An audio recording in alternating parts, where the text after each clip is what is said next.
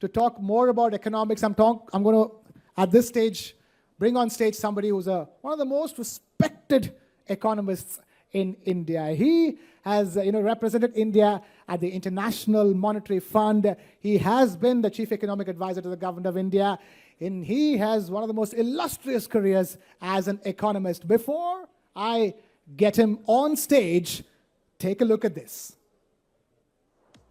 Trade wars redraw supply chains. Tariffs tilt markets.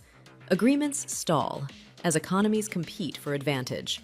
For India, Europe is not just a market, it's a growth corridor. The FTA on the table could unlock new supply chains, energize exports, and reshape the rules of global commerce. Guiding this conversation is one of India's most respected economists, member of NITI Aayog, and former chief economic advisor to the government of India. A voice that has shaped fiscal policy and understands the fault lines of global trade. Please welcome member of NITI Aayog.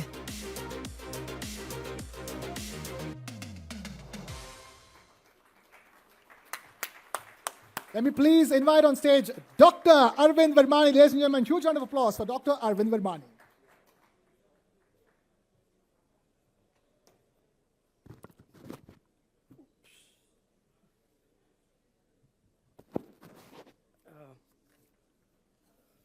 My fellow ministers, honored guests, ladies and gentlemen. I'm briefly, in one line, going to tell you what NITI means. Actually, very few people know about it, even in India. The NITI, N-I-T-I, stands for National Institution for Transforming India. We are implicitly the think tank of the Honorable Prime Minister, because he is our chairman. We have a vice chairman and 5 members, among which I am the member. With that said, I'm going to talk, I'm used to giving very long speeches, having an academic background, but I've been told 5 to 7 minutes, and then we'll have a question answer on a certain thing. So I've picked something which may be a little different and a little more interesting. I'm going to talk about 2 trends which are shaping the global economy and the interrelationship between them. Of course, they relate to what India and Germany should do. So one trend is country concentration of manufacturing has risen over the last 25 years, resulting in a near monopoly of manufactured goods, including rare earth metals, with attendant economic, geopolitical, and national security risks. So I'm going to show you a few graphs to show what's been happening.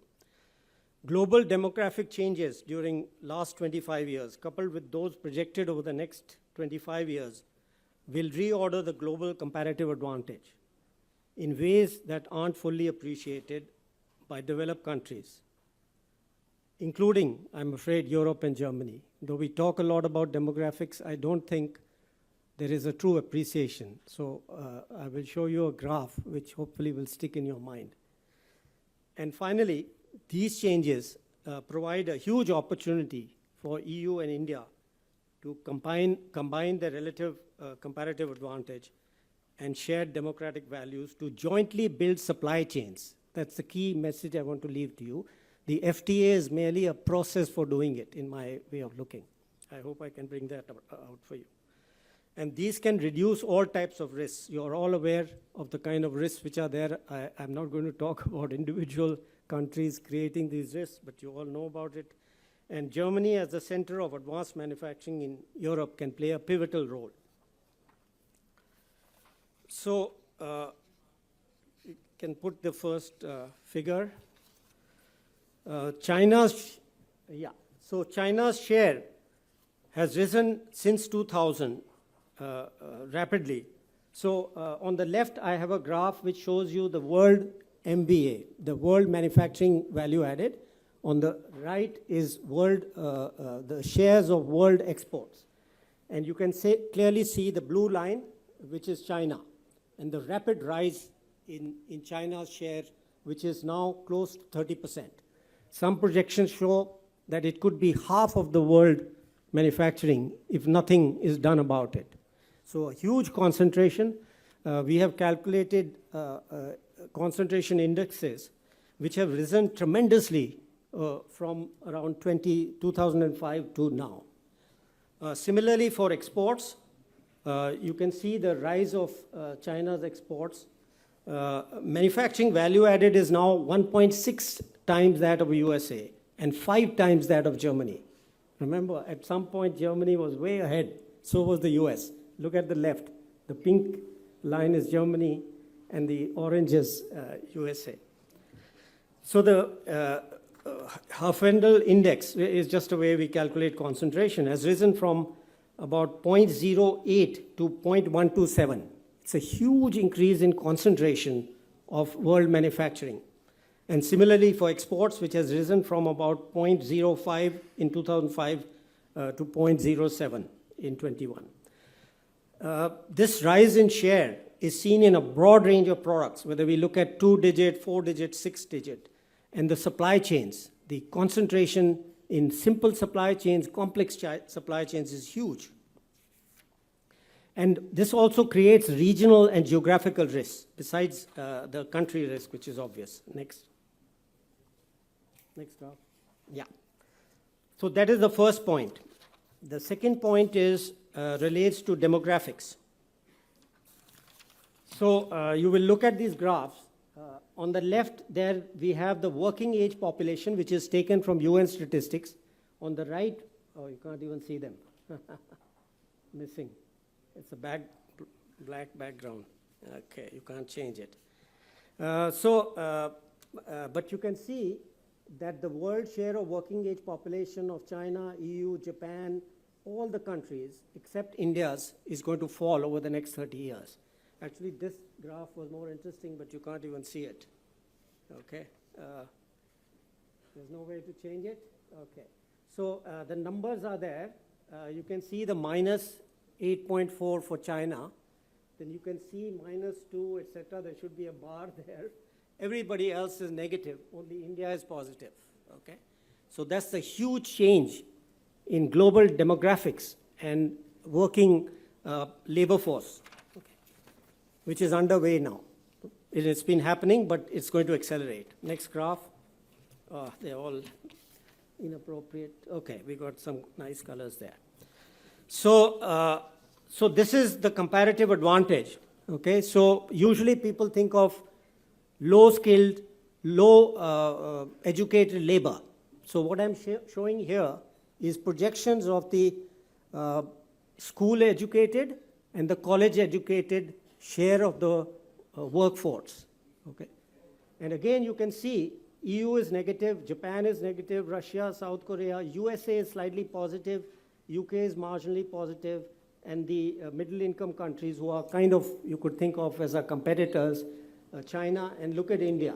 A huge increase in the workforce which has school education, this is the change, and which has college education. So these are the big demographic changes which are going to happen in the next 25 years. So what are the implications? Diversification of EU, European firm supply chains from China. Because of the concentration, we don't have any option. Unless you want to be held hostage for the next 25 years, we have to diversify our supply chains.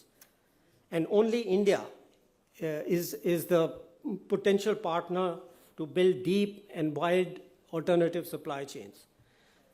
These will not only be competitive, but reliable suppliers of dual use and strategic goods and services. A lot of talk there is about German, Indian, and other cooperation in defense manufacturing, repairs, maintenance. Absolutely. Very, very important factor is going to be in the next 25 years. And of course, these can be accelerated by the FTA. But I think the imperatives are very, very clear. They arise from the concentration of manufacturing in one country and the fact that the demographics tell you the only alternative.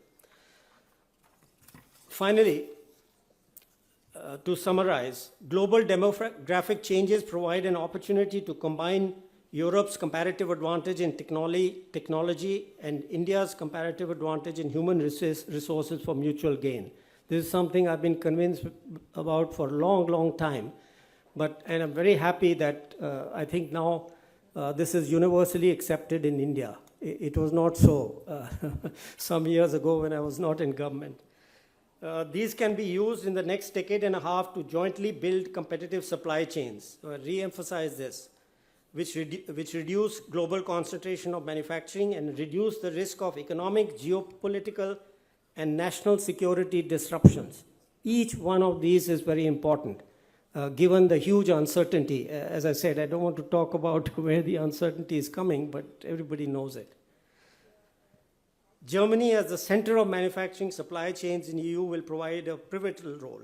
Of course, FTA is focused on facilitating manufacturing supply chains is very, very important for this purpose, this particular. That doesn't mean the others are not important for services, for AI, etc., because I've not had time to talk about those, which I can if there are questions. But followed by a SEPA, which covers services, investment, other things. It will facilitate, again, the process. Joint measures, and so on. So let me end with a little story. I've been visiting, in the last couple of months, I've visited like 20 units across the country. Some of these were German companies, some were JVs. And please don't take this as a criticism, but I have found there is still a hesitancy to think of India in expanding these supply chains, where I could see that we are completely competitive. Okay, so companies, just to make it concrete, who have suppliers, let's say, over 20 countries, but certain elements which the Indian companies are supplying and which they could double and triple and quadruple in supply competitively, that step is not being taken because there are some other manufacturing units somewhere else doing it. But the competitive location now is India. And let me tell you, I have seen some amazing small, of course, we are all very knowledgeable or know your Mittelstand, excellent technology. But there are now small companies arising. One of them I went to quite recently, 2 weeks ago, where they are 100% export-oriented unit. But that's not the key thing. That gentleman has made the entire machinery and the tooling for that factory by himself. Okay? He's created that system. So they're very innovative companies there. With that, let me end. And I think somebody is going to, there, my friend there is going to moderate. Dr. Virmani, thank you so much, and excellent data presented by you. If I may just begin by asking you, sir, why the numbers, the second and the third slide that you showed, were absolutely positive in favor of India. We are talking about education levels, and we are talking about labor force participation. How long, sir, before the first graph also starts accelerating in favor of India? Well, that is one of the challenges. That's why I mentioned the think tank. That is the kind of job I have, which is why, as I said, I've been visiting. But let me tell you, again, something you have been talking about since yesterday. I've heard you. But one of our main areas where we are somewhat weak is in job skilling. And again, Germany can play a huge role. You know, and every time I discuss skilling, which again is part of my mandate in a way. And I've visited like 15 different skilling centers, but there's a huge gap. And again, I think we can learn a lot from Germany. Maybe I would invite, now things are very open, all kinds of skilling issues, apprenticeship. We've modified the Apprenticeship Act. We've done a whole bunch of reforms, but we don't still have that ecosystem, you could call it, which can do this transfer from the education to the skill, the job skilling. I think that's an important gap which we are trying to fill. All right, absolutely. I think skilling is definitely on the government's agenda as well, sir. I want to also ask you at this point that the India-Germany partnership and the India-EU FTA, a lot of that, again, something you mentioned in your speech, also happens to do with decoupling from China. Now, how do we convince our partners here in Germany and in rest of Europe that there are shining examples in India as well, and there are enough and more case studies that tell us that China plus one is indeed possible? See, I hesitate to frame it as decoupling. I think what we really need, given the challenge of concentration, Diversification? is diversification and competitive supply chains. So the way I frame it is we can build competitive supply chains. Again, I have seen many areas where our costing is by ourselves, our own companies, is 20 to 30% off from China. But I feel that if we can build the scale, again in cooperation with German and EU companies, we can close that 20% gap. So the idea is not just to shift companies for political or geopolitical reasons, but also for economic reasons. The opportunity is there, competition will benefit everybody. And so that is how I would look at it and try to convince people. It is possible. It's very possible. You may say we can buy something for 30% right now cheaper than India. But if we make the joint effort, I think within 5 years or less, we can be equally competitive. Right, so one aspect is, of course, the Make in India aspect, where German companies, European companies would want to make capital investments to start manufacturing in India. But at the same time, we also have a large consumer base. So whether or not you make in India, selling in India to the large consumer base has got to be profitable for European companies. And just to give an example, sir, you were giving numbers.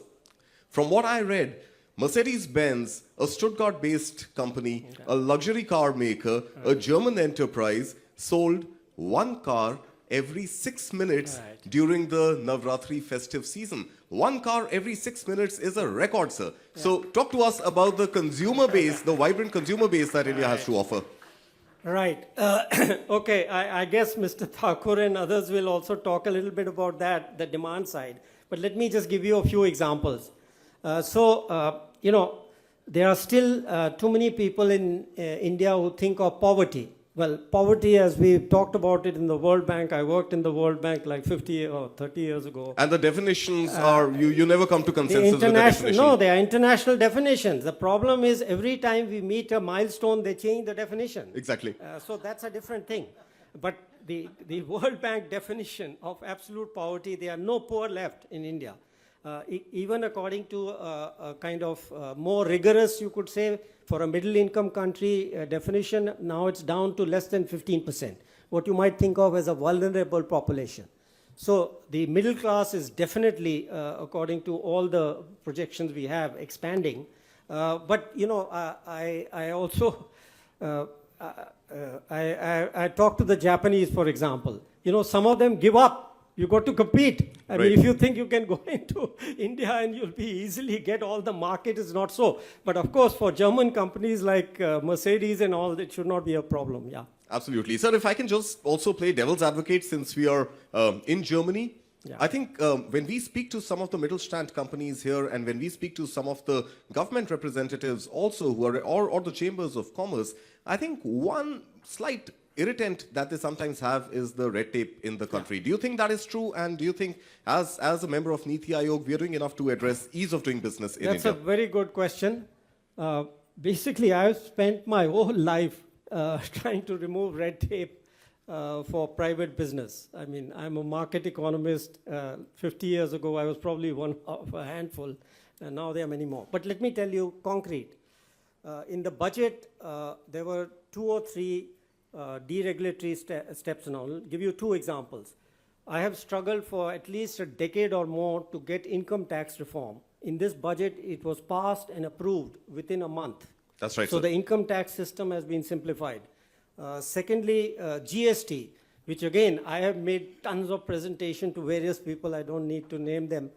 And it was done within, I think, a month, if I remember. That's right, So sir. lots of things happening. But besides that, all the other things people complain about, they are on our agenda. I can tell you there are 2 cabinet-level ministerial committees which have been appointed in the last month to look at a whole range of issues. There are 2 committees in NITI Aayog at a different level. Obviously, the cabinet level has to look at big things and so on. Members are ministers of state equivalent. And so on, and at the sector. So lot of action is happening. People say you just talk about it. No, these are solid committees. They are not for the sake of just showing people that we have a committee. So we are aware there are still a lot of problems. I call it, as I said, I've been at this for more than 30 years. I call it a jungle of controls. which we are hacking away at. But unfortunately, it's a jungle. It's a jungle. It's going We to are take a cutting while. through it, and it may take a bit of time to remove all the problems. Right. My final question to you, sir. We are in a football stadium. Football is all about competition. May the best team win. And there are two teams here on this stage today, India and Germany. Sir, as per your assessment, your calculation as an economist, how long before India beats Germany as the third largest economy in the world? Well, according to my calculation, I also do a lot of data projections. At the end of this year, our economy will be larger than Japan's in the normal US dollar terms. And within 2 years, my estimate suggests by 28, the Indian economy in dollar terms will be larger than Germany's.